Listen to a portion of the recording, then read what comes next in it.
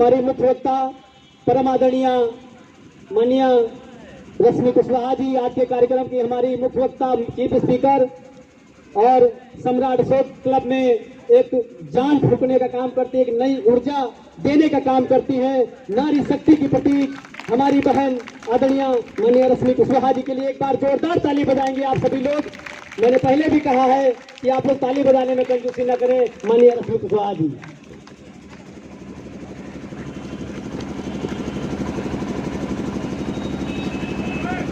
सबसे पहले मैं अपने राष्ट्रीय ध्वज तिरंगे को नमन करते हुए भारत के गौरवशाली राज चिन्ह अशोक स्तंभ को नमन करते हूँ। समस्त राष्ट्रपति के प्रतीकों को नमन करते हुए मैं हर एक भारतीय नागरिक को समानता का अधिकार प्रदान करने वाले भारतीय संविधान को नमन करती हूँ।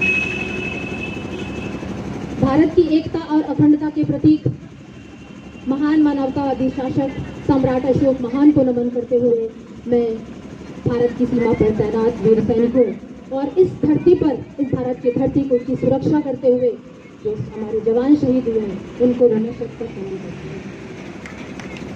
हमारे मंच पर उपस्थित माननीय सभासद जी, सम्राट अशोक क्लब के राष्ट्रीय महासचिव जी माननीय शत्रुघ्न साथी जी और अन्य मेरे साथीगण, आप सभी का मैं स्वागत वंदन और अभिनंदन करते हुए यहाँ पर उपस्थित समस्त राष्ट्र प्रेमियों का मैं हृदय से स्वागत वंदन और अभिनंदन करती हूँ।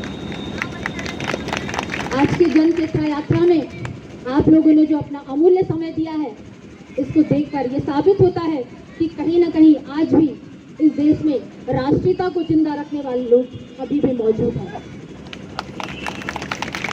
आप लोगों ने जो 8 किलोमीटर की यात्रा इतनी मेहनत से तय की है, इतने छोटे छोटे बच्चों ने जो राष्ट्रीय ध्वज उठाकर चल रहे थे, ये कहीं ना कहीं ये हमारे देश के भावी सम्राट हैं। आप सभी के जज्बे को नमन करते हुए 2 लाइनें कहूंगी कि मिलेगी कामयाबी तब हमें जब हौसला होगा, मिलेगी कामयाबी तब हमें जब हौसला होगा, हमारे बीच मंजिल के न कोई फासला होगा। कभी वह दिन भी आएगा कि अपना राज देखेंगे, तब अपनी ही जमी होगी और अपना आसमान। साथियों, हमारे राष्ट्रीय प्रतीक चिन्ह हमारी धरोहर है, हमारी ये सांस्कृतिक धरोहर है जिसकी रक्षा करना हर भारतीय का कर्तव्य है। इसके लिए हर भारतीय को आगे आना होगा। हमारा जो राष्ट्रीय ध्वज है ये 3 रंगों से बना हुआ सिर्फ ध्वज नहीं, इसमें इसका जो राष्ट्रीय ध्वज जिसको हम देखते हैं ये पूरे देश की छवि को प्रदर्शित करता है। हमारे ध्वज में सबसे ऊपर केसरिया रंग है जो हमारे देश की शक्ति, साहस और शौर्य को प्रदर्शित करता है। लेकिन वो केसरिया रंग तब कायम रहेगा, वो रंग तब हमारा और खिलेगा जब हमारे इस देश के युवाओं में वो शक्ति, साहस और शौर्य मौजूद रहेगा। जब हमारे देश का युवा खुशहाल रहेगा, जब हमारे देश का युवा अशिक्षा, अंधविश्वास, बेरोजगारी से जो है वो कुल मिला के निराश नहीं होगा। हमारा रंग तब और खिलेगा जब हमारे सभी युवाओं की जो ऊर्जा है, जो ताकत है, उसका सही दिशा में उपयोग होगा। ऐसा नहीं कि हम अपनी धार्मिक यात्राओं में अपनी ऊर्जा को, कांवड़ यात्राओं में अपनी ऊर्जा को बर्बाद करें। हमारे देश के युवाओं की जो ये ऊर्जा है वो देश की उन्नति के लिए इस्तेमाल होनी चाहिए। हमारे राष्ट्रीय ध्वज का जो हरा रंग है, जो धानी रंग है, जो सबसे नीचे है, वो तब और खिलेगा जब इस देश का किसान खुशहाल होगा, जब इस देश का पर्यावरण सुरक्षित रहेगा। हमारे देश का किसान आज गरीबी और कर्ज के नीचे दबकर आत्महत्याएं कर रहा है। हमारा पर्यावरण प्रदूषित होता जा रहा है। हमारे देश के हर नागरिक का कर्तव्य है कि वो किसानों को उनका सम्मान दिलाने की मदद करे। हमारा किसान गरीबी में घुटकर नीचे न दब जाए। तो हमारा रंग तब खिलेगा जब इस देश के किसान को सम्मान मिलेगा। हमारे राष्ट्रीय ध्वज में बीच में प्रदर्शित जो सफेद रंग की पट्टी है वो सत्य, अहिंसा और शांति का प्रतीक है।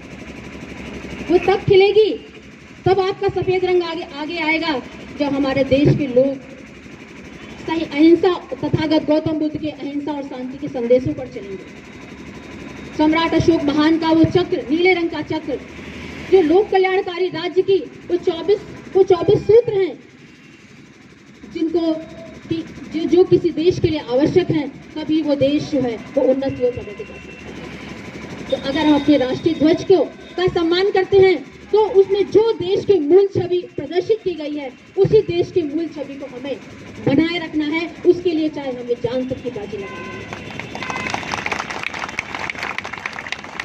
हमारा अशोक स्तंभ जिसमें ये 4 शेर बने हुए हैं जो चारों दिशाओं में भारत के जयघोष कर रहे हैं। भारत की जो समृद्धि है जो इसका शासनकाल है उसका जयघोष कर रहे हैं। अशोक स्तंभ को लगातार छोटा करने की कोशिश की जा रही है। भारतीय नोटों पर ये पहले बड़ा सा अशोक स्तंभ दाहिनी तरफ होता था।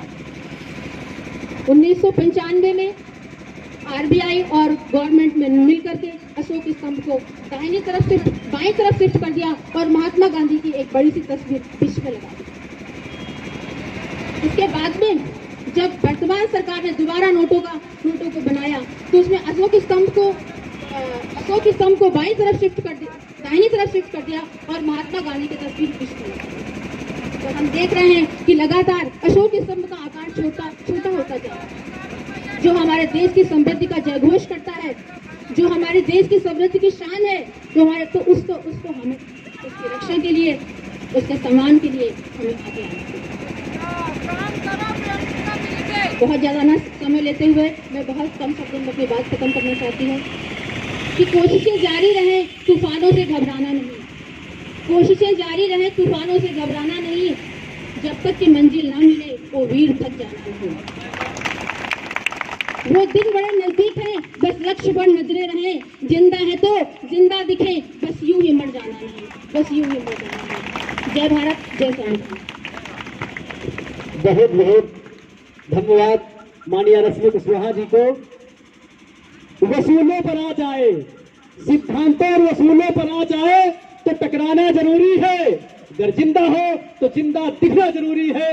अगर तू जिंदा है तो जिंदगी की जीत पर यकीन कर। अगर तू जिंदा है तो जिंदगी की जीत पर यकीन कर। अगर है कहीं स्वर्ग तो उतार ला जमीन पर। अगर है कहीं स्वर्ग तो उतार ला जमीन पर। सम्मानित साथियों, और सोचता हूँ तो मेरी आंख छलक जाती है।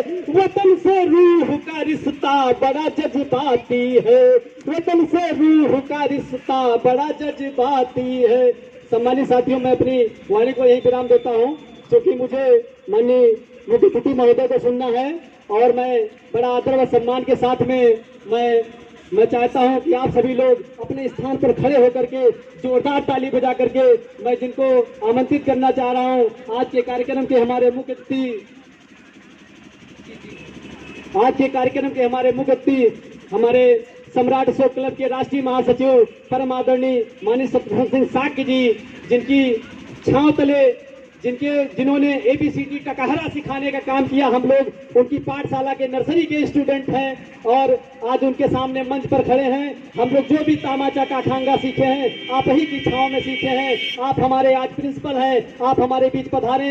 आप लोग जोरदार तरीके से अपने स्थान पर खड़े होकर के जोरदार ताली बजा करके ऐसी भारत देश की महान शख्सियत का जो अपने राष्ट्र प्रेमी विचारों को लेकर के आपके